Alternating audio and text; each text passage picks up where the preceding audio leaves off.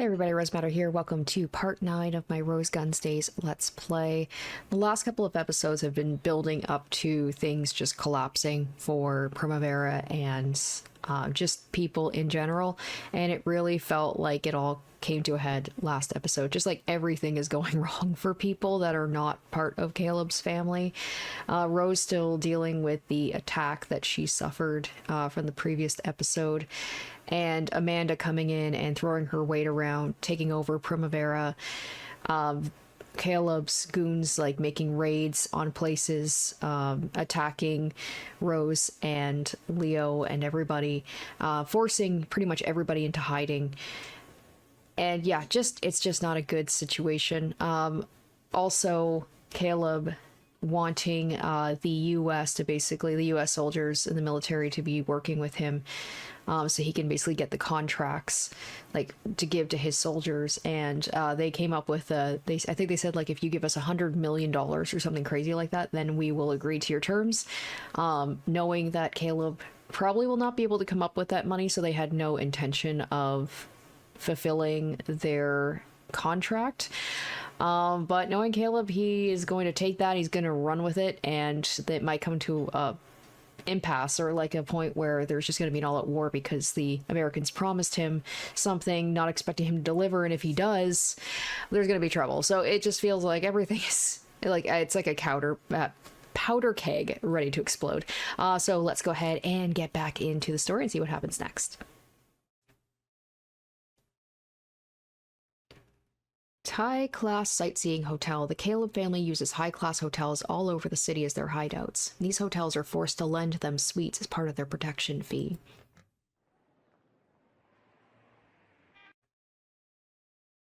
The entire suite of the hotel was owned by the Caleb family. It was given to them without compensation as part of the massive amount of protection money the hotel paid to the family. Every part of this floor, from the space in front of the elevators to the hallways to the entrances of all the rooms, was filled with shady-looking men holding guns under their coats. The elevator chimed as it arrived, and the door opened. It was Miguel and some men holding a heavy-looking attaché case. They quickly headed to a room. Several bosses were gathered there, and the contents of some attaché cases were piled up on the table. Kyahaha, look at all that money! That's 3,000 stacks of $100 bills. Now there's a sight to see. How much money's that? 30 million. You could have as much fun as you liked with that money and never run out. James's family should bring another 10 million soon. I've brought everything from the Harper's Union safe. It should be 10 million with some change. Okay, so they might actually have the money they need, and then they're gonna go to the American soldiers and be like, yeah, we were never going to honor that deal. One after another, attaché cases filled with money were placed on the table and their contents were laid out. There were some stacks of new $1,000 bills and some messy stacks of crumpled $100 bills tied together. As the uneven mountain of mismatched bills grew, it told the story of how they had scraped up all the paper money from across the city. How much have we gathered total? Is it more than 100 million? 60 million. No, it might be up to 70 million. We're having it counted now. No matter what, it will be a sum large enough to make your eyes bulge. Yahoo! We're the kings of City 23. That's not even close to enough. What Caleb needs is 100 million. You're still 30 million short, aren't you? Where are you going to squeeze the rest out of? Hey, Miguel-san, getting any more than this is impossible. Impossible? We had to push the line just to get this much money. Any more would be impossible. To take any more would really be squeezing the blood out of them. Well, why not squeeze them? 100 million is a crazy amount to begin with. I agree, it wasn't a sum we could have gathered in the first place. They were obviously mocking us by asking for the impossible. Who cares? If we actually do get 100 million, they won't be able to refuse, yes? Miguel-san, we can't. It's impossible. Isn't it our job to do the impossible? We've already done the impossible to get 70 million. We need to take a look at reality. This pile here is our limit. Do you realize how many stores have gone under? How many people have hung themselves to get us this much? To be honest, we've probably gone too far, haven't we? We've been so hungry for meat, we've killed off all the cows and chickens. If we'd let them live, we could have taken their milk and eggs, and yet we crushed them all and turned them into meat. Miguel-san, that's what we've done to barely gather 70 million. The city has already been squeezed dry. People have gathered their family assets and left the city if they had enough money to move in the first place. In the end, we're parasites. If the human we're infesting dies, we can't go on living ourselves. So, what is it you want to do? We were thinking this is the perfect time. The perfect time for what? City 23's done for. There's no more business to be done here. Chinatown will swallow it up, and that will be the end. We should move our business elsewhere, too. Does that mean you're surrendering? I'd rather call it a shift in position. With this much money, we could seek our fortune anywhere. No, on the contrary, we could live in luxury for the rest of our lives. City 23's done for. We'll start to see signs of us going too far. It won't be long before we're stuck in a fight with the occupying forces. It's time to abandon the city. A change of plans is a wise move. If you want to call that surrendering, that's fine with me. Is Miguel just going to kill all these guys and be like, I don't need naysayers and dissenters in this family? Yep. Miguel's knife was suddenly sticking out of the man's forehead. After a brief pause, a cross of blood bubbled out. It was a horrifyingly quick job. If you're going to use the word surrender, then you can hardly complain if you're killed, right? I'll let you off the hook just this once, but don't do it again. Got it? We understand. Okay, 30 million left. Let's give it our all. No options off the table. This is a battlefield. If the Japanese are all dried out, then squeeze some Americans or Chinese. The occupying forces are scared of a fight with us, so you know they won't get involved. Alright, occupying forces headquarters. It said they don't care about public order, but that's ridiculous. They always do their best to protect city dwellers with the right to vote in presidential elections.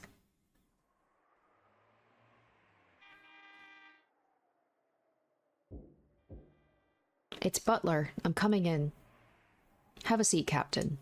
There have been several recent cases of good American civilians receiving illegal threats from gangster groups. We can't overlook it. Have you read this?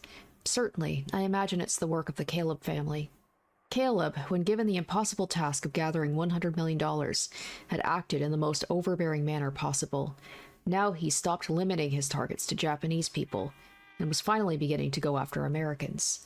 If American civilians were being harmed, even the occupying forces couldn't stay silent. The Caleb family must have understood that.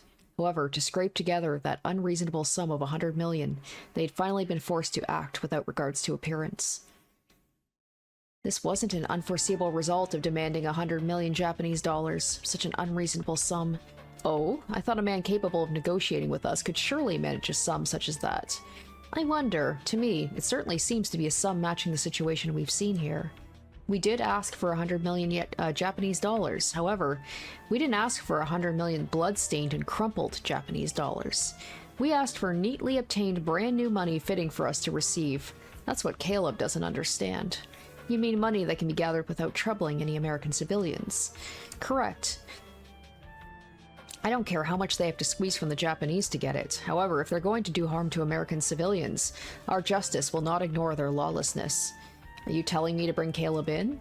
According to your report, that would not be a good option. He's an extremely untouchable man. He really is like a bomb that might go off at any moment.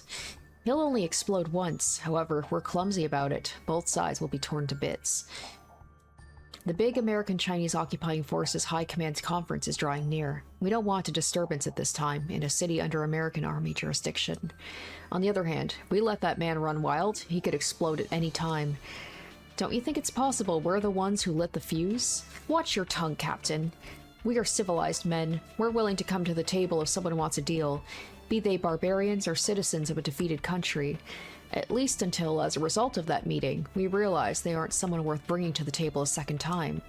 Well, it looks like that one-time fling of ours is going to cost us. I'll pretend I didn't hear that. We can't overlook the possibility that Caleb will bring further harm to American civilians. However, we want to avoid an all-out war with them, if at all possible. I understand. Sorting out troubles like this are my specialty. Director General. Forgive me, everyone, but I'll ask you to leave your seats. I'd like to speak with the captain alone. When the Director General of City 23's occupying forces coughed, the officers who served as his secretaries rose from their seats. Philip Butler had been given the rank of captain, but it certainly hadn't been in the hopes he would perform brave feats on the battlefield. Butler's true talent was what the Japanese called newaza, dealing with things behind the scenes. Just as he had done with the case of Lieutenant Peter McDowell's disappearance, he would stealthily resolve issues that couldn't be made public without anyone suspecting he was involved. When the high-ranking officers whispered about him, he was sometimes referred to as the ninja. Chinatown. Small Rock Chinatown is an advanced base jutting out from City 22. Lee Myoji, who had been entrusted with it, has been given extremely broad authority. Hello. Greetings, Caleb-san. It's been too long. This is Lee Myoji. Oh, it's you. You're calling to apologize, right? I've heard how you've been taking care of some of our young men. Is it a fight you want? That's my line. You've beaten up several of our young men, haven't you?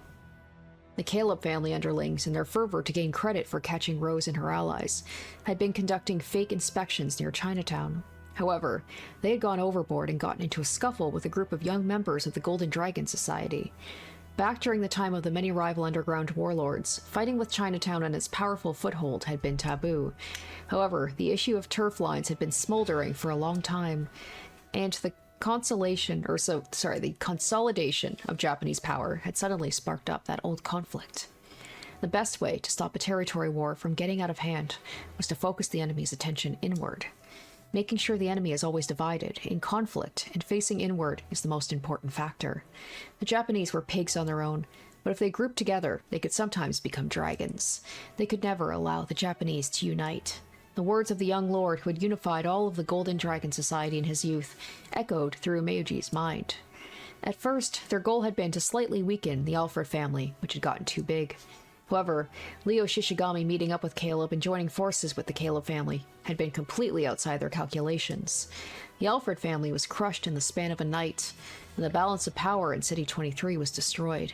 In the end, it had given birth to the dragon called Caleb. That's not my problem. Don't you get the wrong idea, Myoji. City 23 is mine. You mean all of City 23 except Chinatown. That's the important part. What'd you say? Fine. You want to pick a fight with me? Caleb-san, please calm down. I hear you're going through a very troubling time. I've heard you're gathering loads of money, rushing to save your countrymen. Where'd you hear that from? This is why you can't trust the Chinese. What you're doing is admirable. It's truly admirable to collect money for the sake of your countrymen. However, the amount of money you need is very, very large. It is quite extraordinary. What are you getting at? Get to the point. Not everyone living in City 23 is Japanese. We Chinese live here as well. We're fellow residents of the city. Of course, we help one another. As for the money you're giving to the occupying forces, would it be possible for me to have a piece of that deal? What? Just as you want to save your Japanese countrymen, I would like to save my Chinese countrymen. To do that, it's very important I have a share of that special offers counter for occupying forces business projects. Americans and Chinese don't get along. You're trying to use me as a conduit to dig into their game, aren't you? Nothing of the sort. I have no such intentions. Huh. Like we'd get you involved and make things more complicated. I've got no interest in your offer. I'm hanging up. Wait, Caleb. Tonomeji's voice lowered slightly and grew colder. Do you still not understand why Japan lost the war? What? It's because you tried to fight a war against China and America, both to the east and to the west. As they say, he who runs after two hares will catch neither.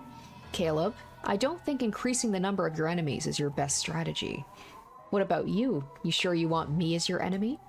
I believe the Golden Dragon Society higher-ups would like to avoid a war with me.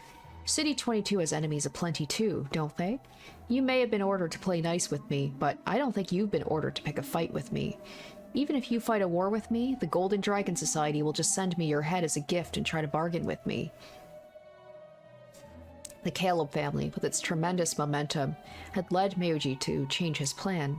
If he couldn't prevent the unification of Japanese forces in City 23, he could try to get a piece of the action. He had obtained information saying that Caleb was having trouble squeezing out the ridiculous sum of 100 million. He'd wanted to offer his assistance and take a bite out of the Caleb family's pie, but... Are you certain there's no chance of us becoming friends? We joined forces. Procuring 100 million will no longer be undoable. That's not all. If our two families form an alliance, the range of our businesses will expand. You can gain more profit. It also doesn't help that Caleb, basically, it's like the guy said, they, instead of allowing the Japanese businesses to remain, take a little bit and get, what do they say, the milk and eggs. Instead, they turn them into meat, and they can't squeeze any more out of them because they're done. Tell me what you have to gain by passing up on all of that. This is Japan, a country for the Japanese. We'll leave you alone as long as you stay good and quiet. Start swaggering about and acting like you own the place, and we won't show any mercy. Keep your mouth shut and out of the way. Don't go fucking around with secret maneuvers again. Got that? That's all I have to say. Clang. He hung up the phone without waiting for a reply. Miyuji shrugged, set the receiver down, and then put his feet up on the table and looked at the ceiling. A carp must climb a waterfall and be acknowledged by the heavens before becoming a dragon. You poor carp who failed at becoming a dragon. Hehehehe. Miyuji flipped a nut with his thumb and sent it flying high toward the ceiling. It succumbed to gravity and fell straight to the mouth of the iguana on his shoulder. Leo, while taking care to hide his identity, made a point of going outside where he could. Of course, his goal was to find information. The Caleb family's movements, the movements of Richard and Cyrus who had escaped. They couldn't put Claudia at risk forever. It was essential to actively gather information so they could decide what they should do next. Even the marketplace has changed. Once, when Alfred kidnapped Claudia, he'd gone into a building here. Back then, this marketplace was overflowing with people coming and going. It isn't because of the rain. The crowds really have thinned. This used to be a free marketplace where not just business people, but ordinary citizens had premises. As long as you paid a fee to the marketplace manager, anyone could easily open a shop here. There were families that needed money fast and were forced to sell their belongings. People had come here from the countryside with rice bags on their backs, hoping to get rich quick. The place was once filled with a chaotic vigor and a mix of the good and bad, but now the number of people had noticeably fallen. The boss of this marketplace was also under the Caleb family's umbrella. Due to the large amount of protection money they were forced to pay, the fee for opening a shop had risen dramatically. As a result, the city residents were no longer able to open shops easily and forced to leave the marketplace. On top of that, if they tried to open up shop anywhere else, thugs would appear suddenly and demand outrageous amounts of protection money. People, things, and money, everything was swallowed up by darkness, vanishing from the world of the day. Caleb, is this what your war is about? You've forgotten who we went to war to protect. Hey, hold on. Leo thought he'd crossed gazes with a man passing by. The man looked just like Wayne. Hold on, Wayne! Wayne didn't stop. He started running like he was trying to escape. Leo chased after him. Then he ran into a dirty alley with trash scattered about and pathetically slipped on some garbage and fell. You okay? Where have you been, Wayne? We've been looking for you. I'm not Wayne. I'm just a rat. Wayne didn't even stand up. He just pounded his fist in the puddle and yelled. Rose is safe. I think the others are safe too, but I can't get in touch with them. I see. Rose-san is safe. They're turning the city inside out to find her. It seems that way. We don't even know how long our current hiding place will last. But if you're there, then Rose-san won't have to worry. An old man like me isn't enough. We need a young person's strength. Enough. I'm useless. I don't have the right to look at Rose-san's face again. I should have stopped her. I should have helped her escape, even if it killed me. I failed to do both of those things. When Rose-san told me to get a car started, I was just so happy to be relied upon. When things got tough, you weren't the one she relied on. I was. That's what I thought, and I was so happy. Rose trusts you. And look what came of it. Look at what happened. Right now, Rose wants to be saved. She needs your strength. I'd love to save her if I could, but I'm useless. No matter how much a sewer rat like me brags about his personal fighting style, he'll never measure up. A skinny rat like me would just be conceited if he thought he could save Rose-san. Wayne finally staggered to his feet. Then he finally turned to face Leo. But even so, I want to give up my life for Rose-san. If you wanted me and Caleb to finish each other off, I'd do it right this instant. I don't care what happens to my life. Calm down. Even if you try to act tough on your own, you won't even get close to Caleb. That's right. It's true, isn't it? A skinny rat like me couldn't even get close to him. Calm down. You're no rat. You've got fangs, Mad Dog Wayne, right? Mad Dog Wayne? Me? No way. I couldn't even become a dog. I'm a rat. You aren't a rat. You're Mad Dog Wayne. I couldn't even become a dog. 1 second, Wayne was hanging his head, his fists trembling. The next, his knees and hands splashed down in the puddle. Leo. No, Leo-san. Please make me a dog. Wayne. I'm a rat. That's why I want to find fangs and become a dog again. I want to become a real mad dog who can step forward with pride and save Rose-san from danger. I want to become a strong fighter. I want to become a good shooter. I want to be as strong as you. I want to offer up my life for Rose-san just one more time. I'm begging you, please, make me a man. Wayne placed his forehead in the puddle, yelling with his body and soul. He had longed to become strong. He wanted to live strongly on his own without relying on anyone else. However, even the strength of his determination hadn't been enough to protect Rose. For the first time, he'd found the limits of personal styles and self-teaching. He abandoned all of his pride and bowed his head to Leo. Then Leo gently stretched out a hand to Wayne, who now looked unkempt and pathetic. Don't call me an old man again. That hurts, actually. Leo, how are you holding up with food? I'll treat you. Don't try and turn me down this time, young man. Sure. Wayne begged Leo not to tell Rose about him. He wanted to become his own man and forgive himself before reappearing. As a man, Leo decided to make allowances for this feeling. Starting that day, Leo began meeting with Wayne. He gave Wayne a thorough drilling on martial arts and gun usage, polishing up the raw material that Wayne was.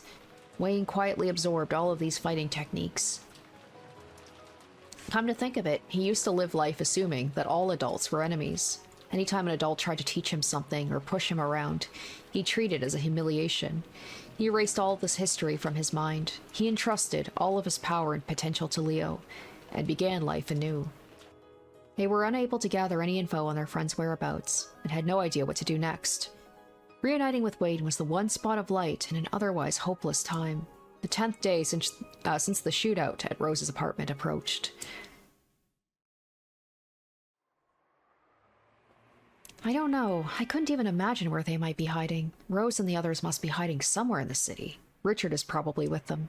The money they took from that safe must have been a large sum. If only we could catch them, we might be able to make up that 100 million. Damn.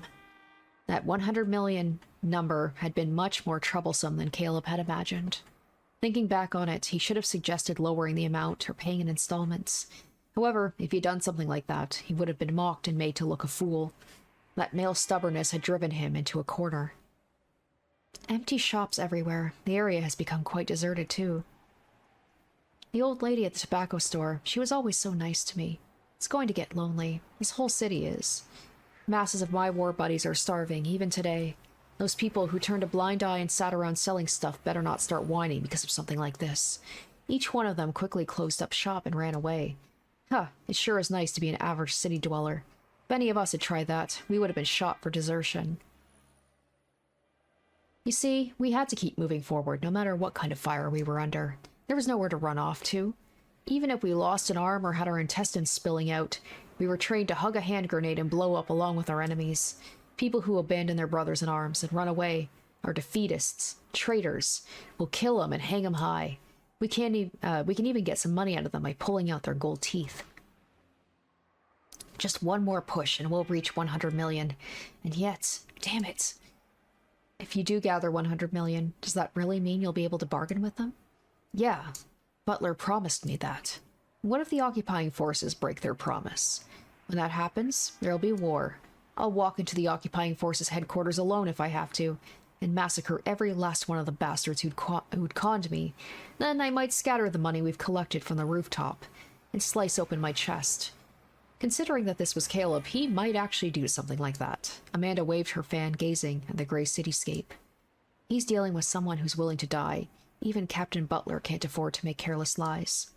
Butler probably understood that Caleb was willing to bet his own life. They had proposed 100 million as a clearly unobtainable sum. Still, they probably thought if Caleb really gathered it up, they would no longer be able to balk him. They had that 100 million. The unreasonable pressure placed by the Caleb family on the city would come to an end. Did you search the Primavera girls' houses? What's that? Many of the girls are fond of Rose. She might be concealed in one of their homes. Miguel took care of that long ago. He checked the list of girls working at Primavera top to bottom, but none of them turned up anything. Ooh, is Amanda gonna be like, what about people who don't work there anymore, like maybe Claudia? Did you check the girls who'd already stopped working at the club? What? Maybe one of those girls who quit Primavera before I took control is taking care of her. A girl who saved up money, quit the store, and started her own business, for example. Do you have someone in mind? Claudia Kurosaki. She was a close friend of Rose's, and I believe her apartment is close to Rose's.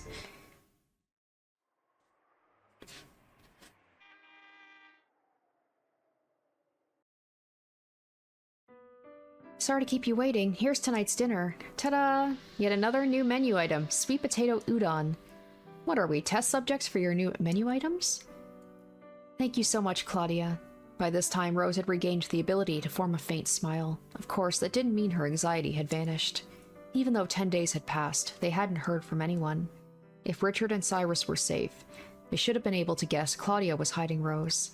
They should have been able to make some sort of contact by now. Has everyone really been caught after all? I haven't heard any rumor like that. If they'd been caught, those people would be going around the city telling us to come out, and using them as hostages. That's right, and since they aren't doing that, it proves that everyone is safe?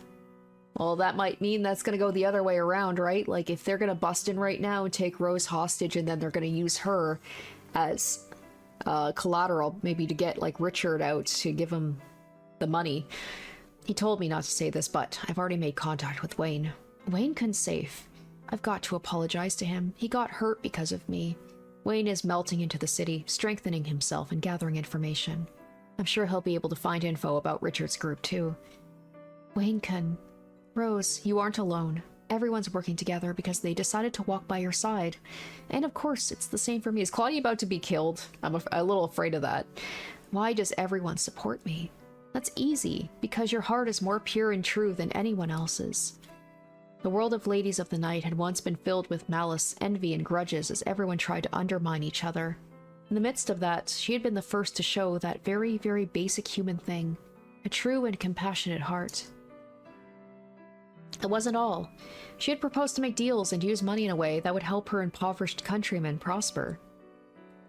As the Japanese people became a minority, she was the only one who spoke up and called for people to help each other and live on.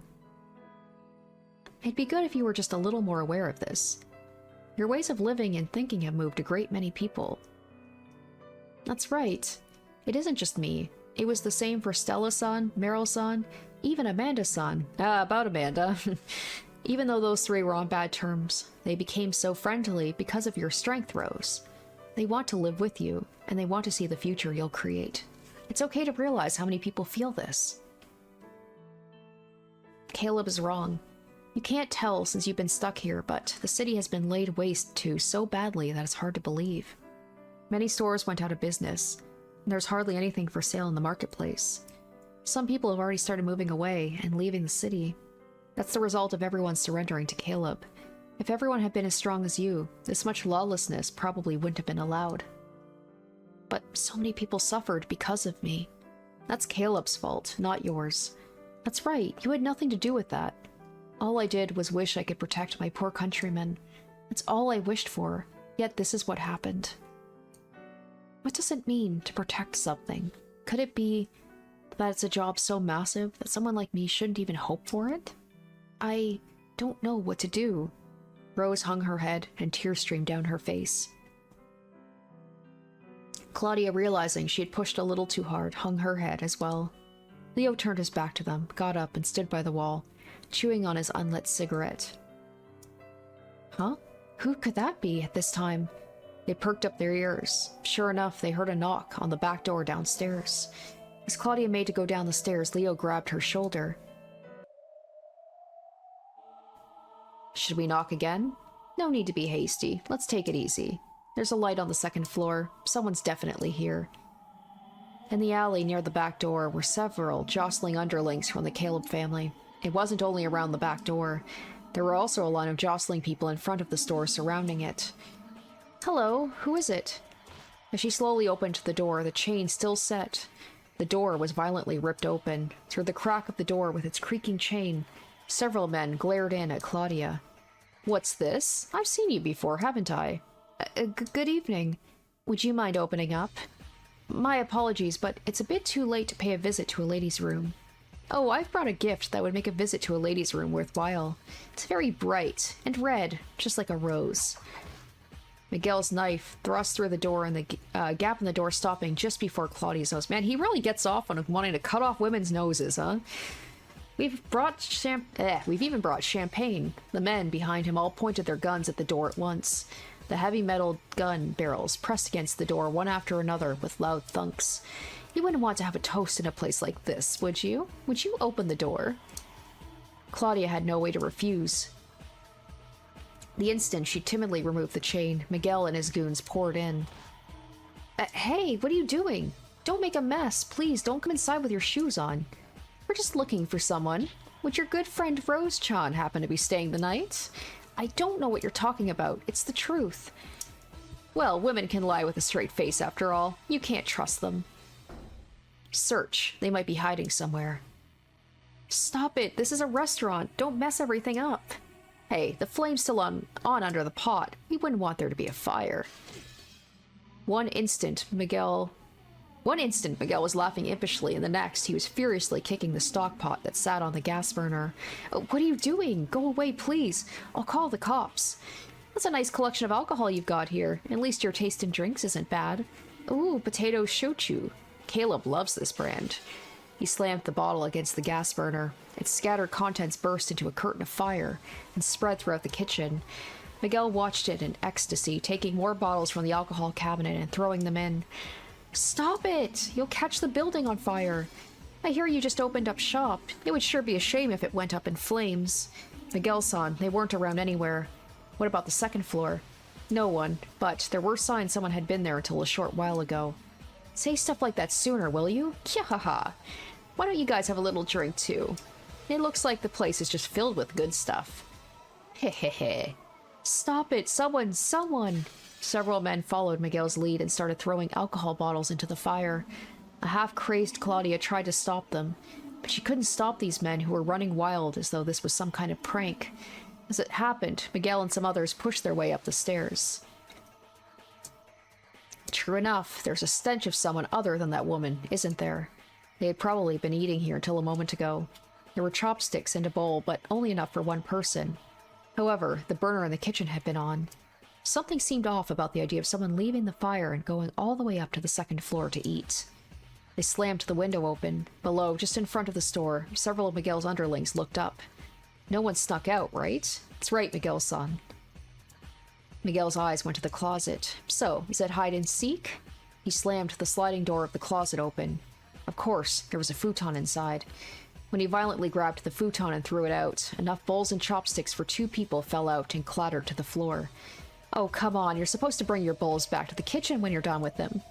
The store was surrounded on the outside by his underlings. There was no chance of escape, in which case they must be hiding somewhere around here. But they aren't in the closet, are they? Where, oh where, are you hiding?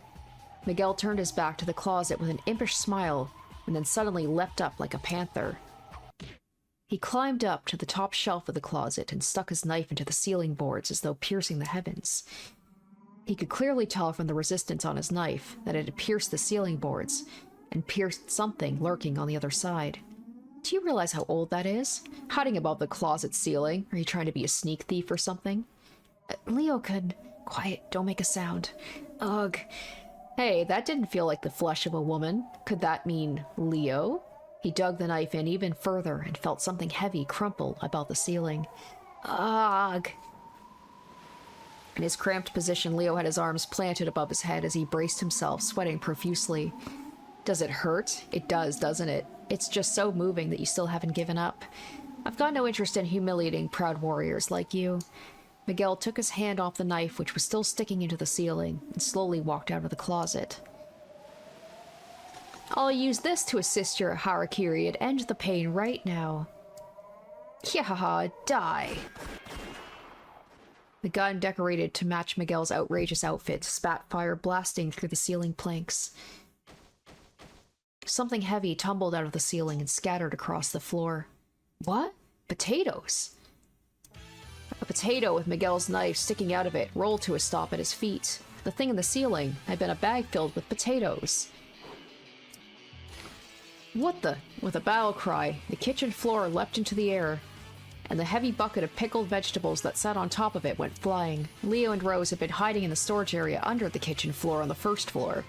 However, the men searching the kitchen had moved the heavy bucket aside, putting it right on top of the storage door Leo and Rose had been hiding under. Whew, we almost got burned to death with the pickles. The scattered alcohol had made the kitchen catch fire, turning it into a fiery hell. Claudia! Run away, quickly! They're here! They're here! Miguel-san, they're down here! You set fire to everything. It looks like you've had enough alcohol for the night. If you're still thirsty, have a taste of my punch. You always gotta have those one-liners, huh?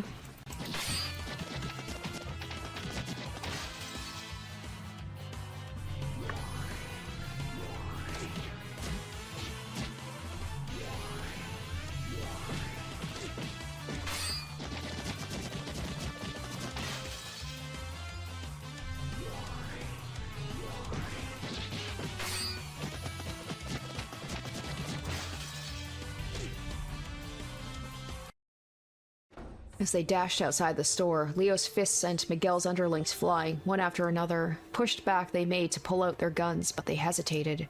They must have been ordered not to kill Rose, if at all possible. The hesitation was a once-in-a-lifetime chance. Rose, time to let yourself be carried again. Okay. Claudia, what are you doing? Hurry! I'll be there in a second. It's going to burn. It's going to burn! Claudia! Leo-san, go! Take Rose and go! Leo saw Miguel push Claudia aside and dash towards them. With Rose on his back, he reluctantly left Claudia and raced into the night's darkness. However, the two of them were lit up by the bright headlights of one car after another. Several cars filled with pursuers slid in, blocking off alleys one after another. Leo ran behind the car Miguel had arrived in and set Rose down with a thud. They're coming in one group after another. They move well, so these are the proud troops back from the front lines. Their pursuers had the advantage in numbers, experience, and armaments. These elites, who'd been baptized in frontline artillery fire and lived, took perfect positions, readying drum-fed machine guns and shotguns one after another. Even Rose, who didn't know much about gunfights, could tell. This was too much, even for Leo. They were no match. Leo-kun, it's impossible. You'll be killed. Thank you so much for everything. I'll give myself up and buy you time, so use that chance to escape. I don't want anyone else getting hurt. I can't bear to have anyone die because of me. Keep your head down.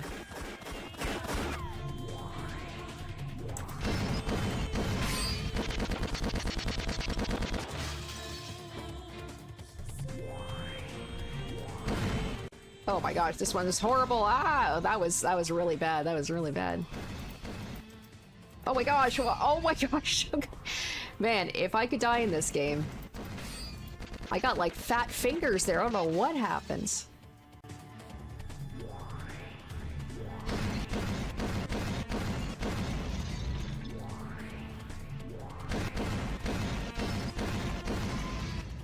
Leo, you're friends with Caleb, aren't you? If you surrender, I'll let you go. Or you can even leave Rose there and run away on your own. Oh, is it past your bedtime already? Enough talking in your sleep. Kyahaha, I'd expect nothing less from the Leo Shishigami that Caleb adores. Kill them. This isn't a man who will surrender if you try anything less.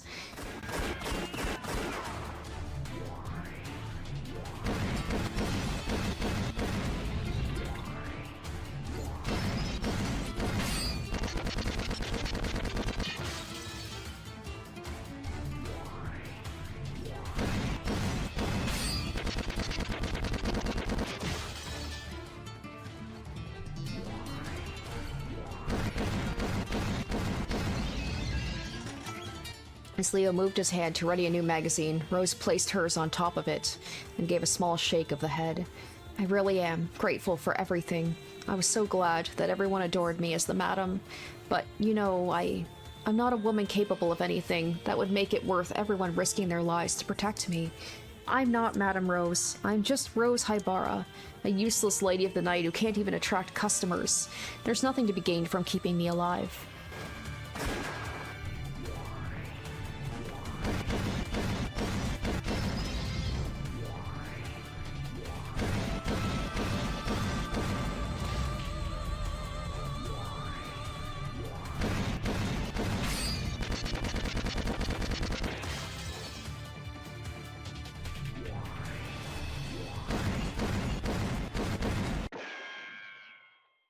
It was the first time Rose had heard it, a sound of anguish coming from Leo. Leo-kun, your shoulder, your shoulder! A black red stain appeared. No gushed across Leo's jacket from his shoulder.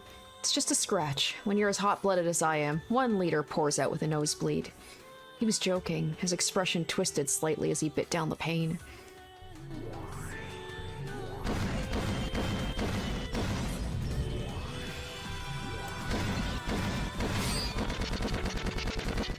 I wonder if, like, the more hurt I get, like, the harder it's gonna get. It already feels like it's a little bit more difficult, but it could just maybe me being bad at this. But it just feels like the time is just, like, getting less for me to be able to react. Just stop. Just stop. Leo-kun, no, everyone from Primavera. Why are you risking your lives for me? Is it because of how I carelessly ignore the ugly truth? It is, isn't it? Isn't it? I can't do anything. I can't change anything. Everything I do is just talk. No matter what sort of fake dreams I talk about, nothing will actually happen. So don't die. Don't risk your lives. Don't throw away your lives for someone who's all talk like me. It isn't just talk. Rose, your words are a path. A path? You've given crowds of people who lost their country and have nowhere to go a path to follow. As long as a path exists, people will stand up. They'll start walking. You've shown people a path through this dark era. Do you realize how helpless it feels to be surrounded by darkness without a path to follow? Do you realize how reassuring it feels to have a light shine down on a path through that darkness? Trust that heart of yours in your chest. Walk the path shown to you by the whispering of your heart, with confidence. Your footsteps will show the people the way. I could bet on it. I could bet my life. For the person who's lighting the path through the darkness. Of course no one wants to die, not when they're lost and confused. But we can let ourselves die. If we're walking down that path, we can let ourselves trip forward and die. This time, I'll fight until the end for something I believe in. Rose, I'm glad I met you. Leo-kun, you aren't powerless at all. Your heart is more beautiful and noble than anyone else's. And truer, too. Listen to the whispers of your heart. Show the way. And lead. That'd be wild if Leo actually died episode 1. And then it just continues on with maybe Rose dealing with it after. I doubt that's the case, but I'm sure he'll pull... Well, there'll be an ass pull and he'll be able to survive this. Oh, Leo, are you about done with your chit-chat? Yeah, I'm done. Leo-kun... Maybe, like, Wayne will come in and somehow help out. He'll be like, I've learned from you, sensei. I can help now. Throw away your gun, okay? Otherwise, Caleb will be drinking himself to sleep tonight. Come on now. Do you really need to wait for me to answer that? No, I don't. You're a warrior who knows defeat. A person who knows defeat even once will never be defeated again. Because they know how noble it is to fight until your life is burned completely away. The barrels of Leo's and Miguel's guns drifted towards each other.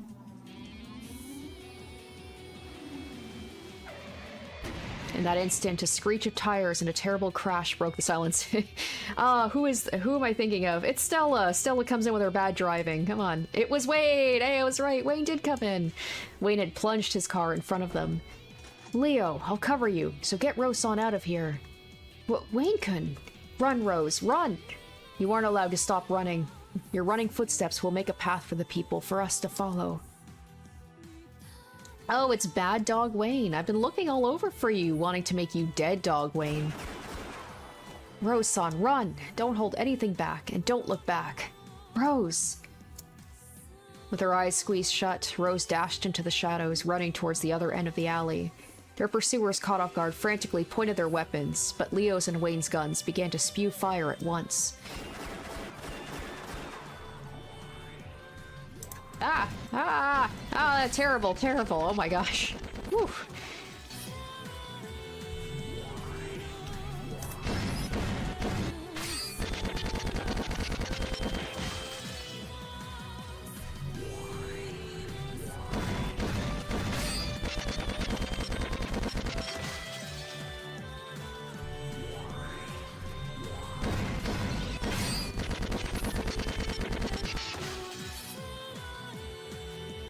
Rose is getting away. After her! After her! It's no use. Damn Crossfire. They're insane. They've thrown away their lives. Leo. There's a way to put your life on the line even when it comes to shooting guns. You can cover yourself and howl, or you can remain exposed, throwing away your life in order to gain something. Rose ran. She dashed through the narrow alley. She ran with all she had at full speed. On and on without thinking or doing anything else. However, her tears streamed behind her and sparkled slightly in the moonlight. Please, everyone, don't die. Don't die. I'll run. I'll run on my own feet. So please, everyone, don't die. I won't let Rosan die. She's our light. Let's go, Wayne. Let's go, war buddy. We've made it through the same fires of war, which means we're already brothers in arms. Leo. Let's go, war buddy. Show me the results of my training. He'll be like, I thought I was your war buddy. Ah, alright, let's do this. Let's finish this off. Ah, oh, let's finish this off as I immediately fail. I forgot about the fact that if you choose a card too often, you won't be able to do it anymore. This is not my best run, that's for sure.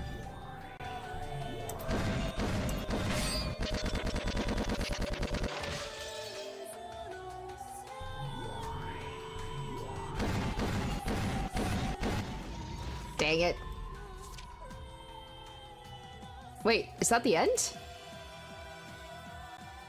Oh, okay, I don't know why that just popped up randomly. Okay.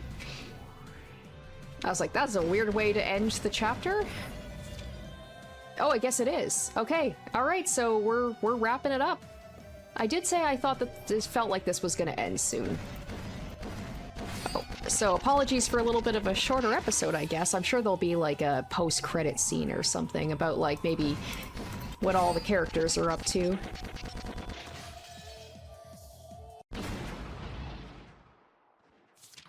Nope. Okay, and that's it. For now, anyway.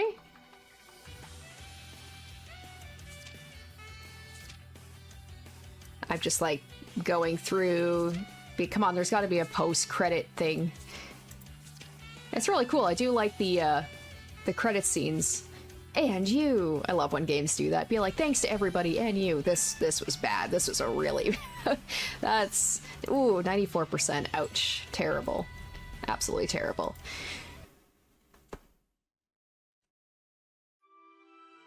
At that moment, they heard a knock on the door. When Madame Jean responded, the door opened and an elderly man appeared. However, his well-chosen, expensive suit, as well as his majestic posture, made it clear that this man possessed a great and dignified presence. Pardon me, I have an urgent matter to discuss with the madam. What could that be? Well, if you've come, it must be something troublesome. The man whispered something into the madame's ear. Madame Jean remained silent for a moment, then shrugged and rose from her chair. Julie, I had planned on having a relaxing meal with you after this, but some unpleasant business has come up. My apologies, but I'll have to call it a day. Oh, sure. I mean, thank you very much for today. I've only just begun the story I wanted to tell. I'll call for you again the next time my schedule is free. Please, come to listen to an old woman's story once more. Yes, ma'am. Thank you so much for today. Unfortunately, though, it will be a full 4 months before my schedule opens up again.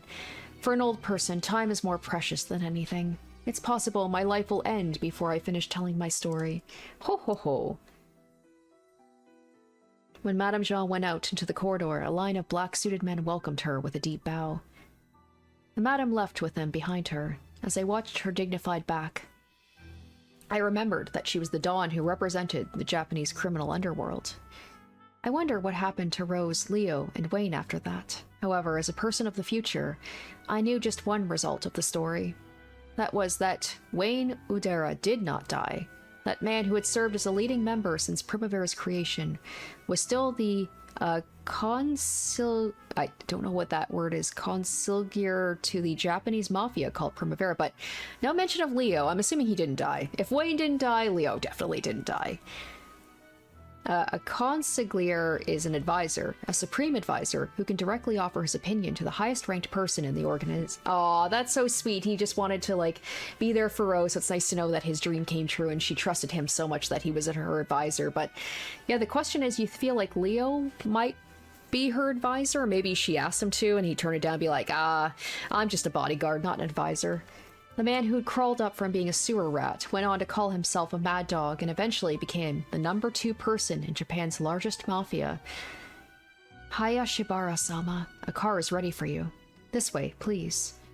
Okay. The elderly man guiding me had been allowed to enter the madam's personal room, which was supposed to be her sanctuary. Could it be Mr. Udera? The consul... How the heck do you say that word? However, with that majestic back of his, I could hardly ask what his name is, so I tried muttering it to myself. Mad Dog Wayne's a pretty cool nickname, isn't it? The elderly man with the dignified look of a master swordsman suddenly stumbled and started coughing. Looks like the name came out of the folly of youth after all. Giggling, Julie entered the luxury car as the elderly man saw her off. So they did say that, like, Jean, I can't remember how to say her name either. Like, she's not Rose. It'd be cool if she was secretly Rose and just took on another name, but they said that Rose... I think they said, like, Rose had passed on, or she wasn't the madam anymore, at least.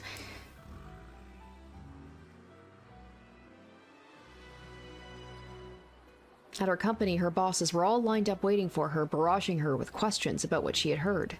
It felt like she was a pop idol who had been involved in some scandal. However, Julie decided to lie. She lied and said she wasn't supposed to tell anyone anything until the whole story was finished. That was probably the right thing to do. After all, she still didn't understand a thing about what Madame Jean was trying to tell her. Be funny if, like, the next episode of this, the remastered version, came out 4 months. That would be really cool if they, like, had that. So she's like, I'll talk to you in 4 months. I wonder if that happens, like, when this originally released, is, like, maybe it coincided with, you know, when he was, like, releasing it. So he's like, I'm going to release episode 2 in 4 months. So I'm going to say that the story cannot continue in-game until 4 months from now. I, Julie Hayashibara, am now pounding away at my tablet PC, writing a summary of what happened today. A short while ago, I was contacted by Advisor Udera, who told me Madame's schedule should open up around the end of December. It was an incredible coincidence. The end of Madame Jean's year should be filled with meetings with all sorts of famous people. At worst, she might have to cancel a meeting with some big-time politician to make room for me, but maybe that's just right. The gap until then might be the perfect span of time for me to understand the outrageous story she told. I plan to quietly sort things out inside my head as I wait to hear the rest from the madam at the year's end. I mean, she is wearing a rose, so maybe that's in honor of Rose who came before her as the madam, or maybe she secretly is Rose and she just, I don't know, like, maybe she killed off her Rose persona and is now somebody else. I don't know. 2012, August 11th. Julie Hayashibara of the Hong Kong Daily News, Tokyo.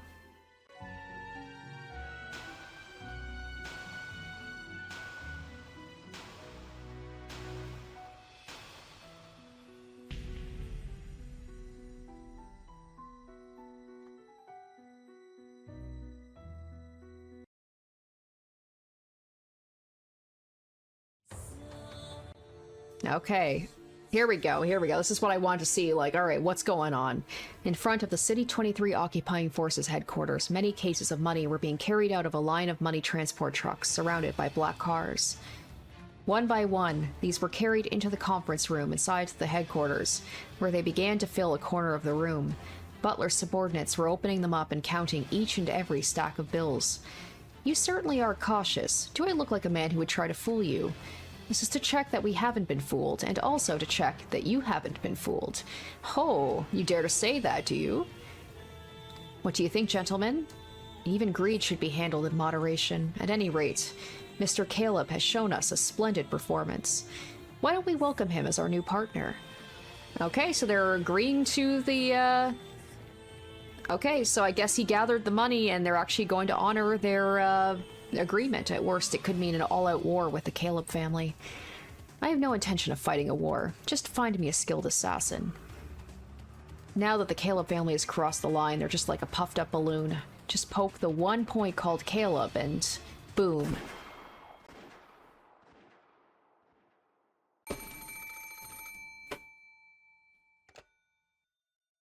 Hey, Rose. It seems terrible luck is something we share. You tried and failed to kill me, and I tried and failed to kill you. Caleb's son, until now, I misunderstood what it meant to protect people. I thought it meant hugging the weak and using your back to protect them from the misfortune that falls on them. That's wrong. That's not what it means to truly protect someone. Right. Protecting your friends on the battlefield doesn't mean stopping bullets with your back. You protect by getting your hands dirty and killing the enemies that are trying to kill your friends.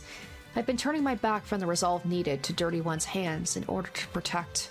That's why you can't protect anyone. Yes, without the determination to get your own hands dirty, you can't protect a single person. That's why, this time, I'll fight to protect my fellow countrymen. I will stop you, even if it means staining these hands with your blood. Damn, Rose! Oh, perfect. You're sounding more and more like my dead wife. Caleb's son, Primavera is making a proclamation of war against the Caleb family. Very well, we'll accept that challenge. If you won't surrender, I'll use these hands and this gun to shoot you to death. Whoa. Interesting. I wonder how everybody in Primavera is going to feel about Rose. You know, going against her, like, you know, her soft self and now being willing to kill. I wonder if they would approve of that, or if they'd be like, oh, you've been tainted. Then a lone girl who lost her memory ignites a feud in Chinatown. Oh, is this like a preview? Oh, meet new characters as the story of Primavera accelerates. Story of a day of guns and a lone girl called Rose who roses up to save the countrymen of a dead nation. Oh my god, you got like a magical girl looking thing here. You got, of course, a mysterious girl. Kind of looks a little bit like Rika a little bit. Coming soon, season 2. I'm going to go end my war. This time I don't plan on returning alive. Please, our homeland. Our homeland only exists within your ideals.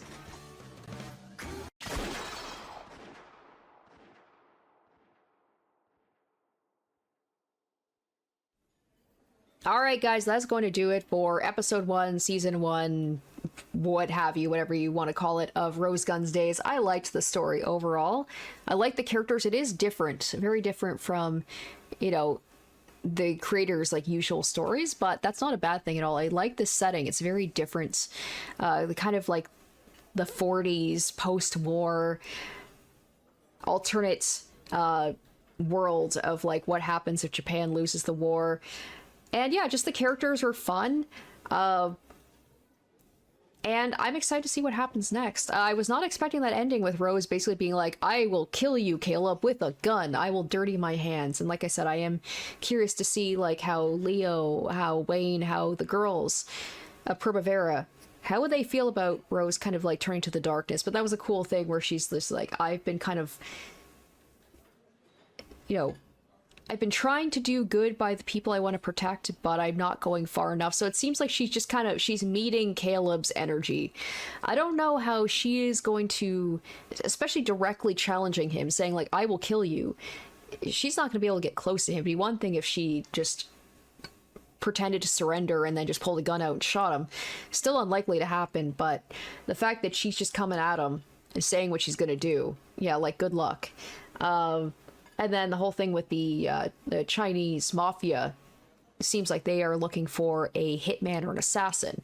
And seems like it's just going to get more crazy. Now, the question is, technically, the other episodes are already out, but it's not the remastered version. So do I just jump right into that, or do I wait? I think I do want to wait for, like, when the remastered version of this comes out. Unfortunately, I don't know when that's going to be, because this just released not too long ago. I am curious to see if they're going to wait the 4 months that in-game it says until the next part of the story comes out. But because the story is already done, they just have to basically do some finessing, I guess, of the graphics and whatever they're doing with this. I don't imagine it's going to take too long for episode 2 to come out, but we'll just have to wait and see. Overall, really enjoyed it. It was a fun story, and I really do feel like this is an underrated visual novel, and if I have introduced people to this that didn't know it existed, then I'm very happy about that. So thank you guys for watching through to the end. I hope you enjoyed, and stay tuned for season 2 of Rose Guns Days when it does release. Until then, bye. Special shoutouts to my top tier patrons: Revealing Storm, Linsvier, Kenju Storm, Ricky, Icognito, Kevlar, Jesse Pelletier Lemire, Perspective, Klotolf, and Shamil.